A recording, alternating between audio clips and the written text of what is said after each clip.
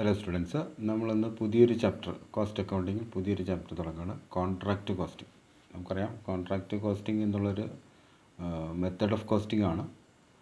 അതിലെ മീനിങ് നമുക്ക് പറയാം. It is A special form of job costing and it is the most appropriate method to be adopted in such industries as building and construction work, ship building etcetera. അതായത് ഇപ്പോൾ job കോസ്റ്റിങ്ങിൻ്റെ ഒരു special ഫോമാണത്.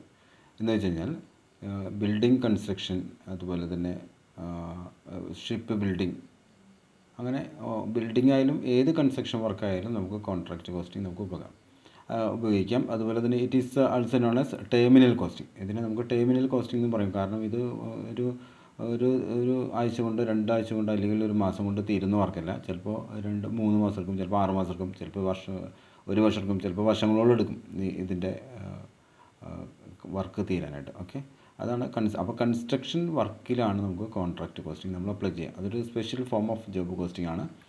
ICMA London define ചെയ്യുന്നത് contract costing is a form of specific order costing in which cost are attributable to individual contracts.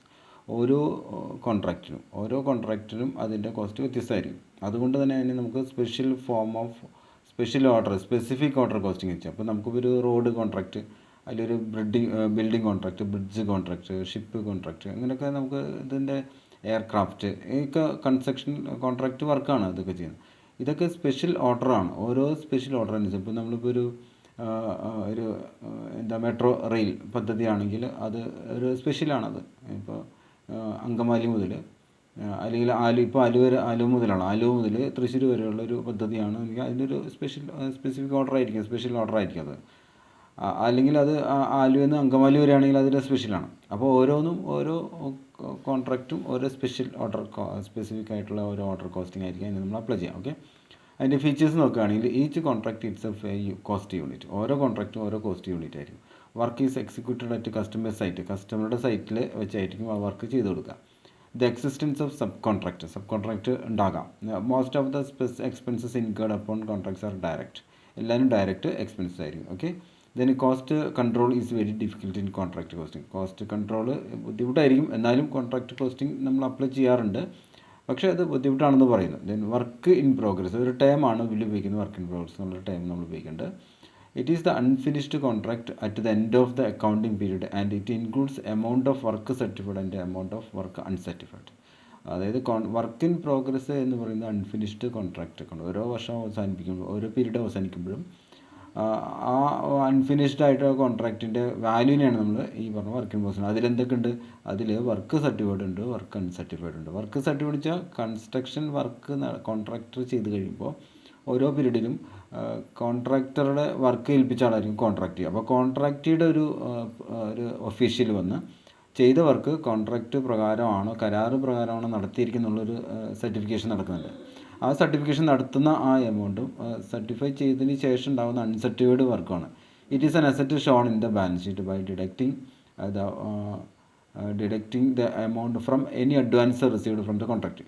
Deducting it, അതായത് ഈ പറഞ്ഞ work in പ്രോഗ്രസ്സിൽ നിന്നും any advance received, deducting from any advance received from the കോൺട്രാക്റ്റിൽ നിന്നും എന്തെങ്കിലും advance receive ചെയ്തിട്ടുണ്ടെങ്കിൽ അത് വർക്ക് ഇൻ പ്രോഗ്രസ്സിൽ നിന്ന് കുറച്ചത് ബാലൻസ് ഷീറ്റ് അസറ്റ് സൈഡിൽ നമ്മൾ കാണിക്കും. അപ്പോൾ ഇത് വർക്ക് സർട്ടിഫൈഡും വർക്ക് അൺസർട്ടിഫൈഡും കൂടിയിട്ട് നമ്മൾ കോൺട്രാക്റ്റ് അക്കൗണ്ട് ക്രെഡിറ്റ് സൈഡിൽ നമ്മൾ റെക്കോർഡ് ചെയ്യും. അതുപോലെ തന്നെ അസറ്റ് സൈഡിലാണെങ്കിൽ അതിൽ നിന്ന് നമ്മൾ അഡ്വാൻസ് റിസീവ്ഡ് നമ്മൾ കുറച്ചിട്ടായിരിക്കും നമ്മൾ അതിൽ റെക്കോർഡ് ചെയ്യാം. ഓക്കെ, ദെൻ വർക്ക് സർട്ടിഫൈഡിനെ കുറിച്ച് അതിൽ പറയുന്നുണ്ട്. The sales value of work completed as certified by the architect is known as work certified. നേരത്തെ സൂചിപ്പിച്ചാണ്. അതായത് വർക്ക് കോൺട്രാക്റ്റിയുടെ ഒരു ഒഫീഷ്യലാണ് architect is known as work certified. In the case of contracts of long duration the amount payable by the customer to the contractor is based on the sales value of work done as certified by the architect. അപ്പോൾ architect certify ചെയ്ത വർക്കിനനുസരിച്ചായിരിക്കും കോൺട്രാക്ടർക്ക് അതിൻ്റെ amount കിട്ടുക. At the end of the financial year the total sales value of the work done and certified by the architect is credited to the contract account credit ചെയ്യുന്നു. Okay, then work uncertified, it means work which has been carried out by the contractor,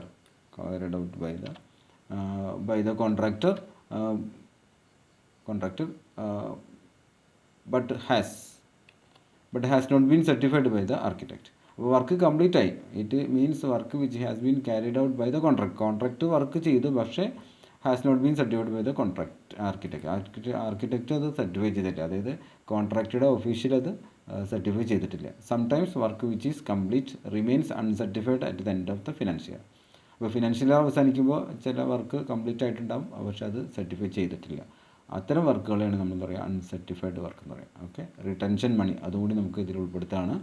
regardless of the amount of work certified, the contractor is paid a specific percentage of same and the balance is held retained by the contractee. അതായത് കോൺട്രാക്ടറെ work ഏൽപ്പിക്കുമ്പോൾ work ഏൽപ്പിച്ച അതിൽ ഒരു നിശ്ചിത work complete ആയിട്ടുണ്ടെങ്കിൽ ആ complete ആയ വർക്കിൻ്റെ മുഴുവൻ എമൗണ്ടും കോൺട്രാക്ടർക്ക് കൊടുക്കില്ല.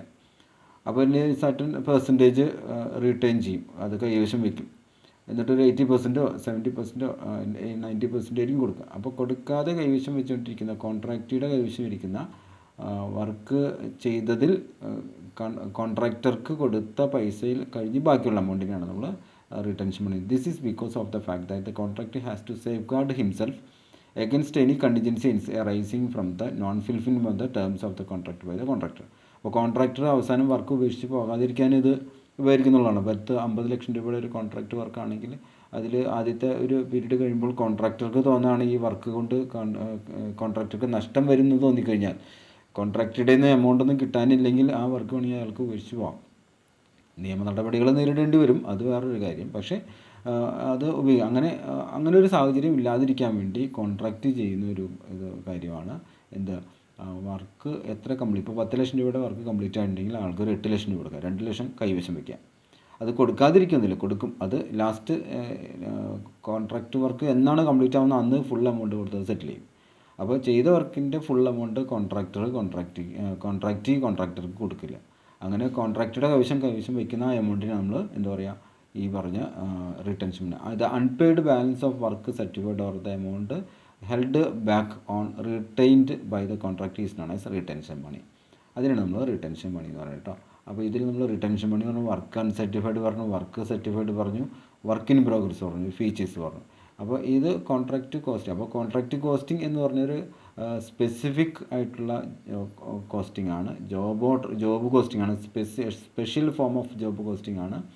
അതിന് നമ്മൾ ടേമിനൽ കോസ്റ്റിംഗ് എന്ന് പറയാം. അതിൻ്റെ കൺസ്ട്രക്ഷൻ വർക്കുകൾക്കാണ് ഈ കോസ്റ്റിംഗ് ഉപയോഗിക്കുക. അതൊരു മെത്തേഡ് ഓഫ് കോസ്റ്റിംഗ് ആണ്. ഈ കോസ്റ്റ് കൺട്രോൾ ചെയ്യാനുള്ള കോസ്റ്റിങ്ങിൽ നമ്മൾ പറയുക costing includes cost methods and techniques. അതിൽ കോസ്റ്റ് മെത്തേഡ്സിൽ, അതായത് കോസ്റ്റ് മെത്തേഡ്സ് ഓഫ് കോസ്റ്റിംഗ്, ആ മെത്തേഡ്സ് ഓഫ് കോസ്റ്റിങ്ങിൽ ഉപയോഗിക്കുന്ന ഒരു കോസ്റ്റിംഗ് ആണ് ഈ പറഞ്ഞ contract costing. Okay, thank you.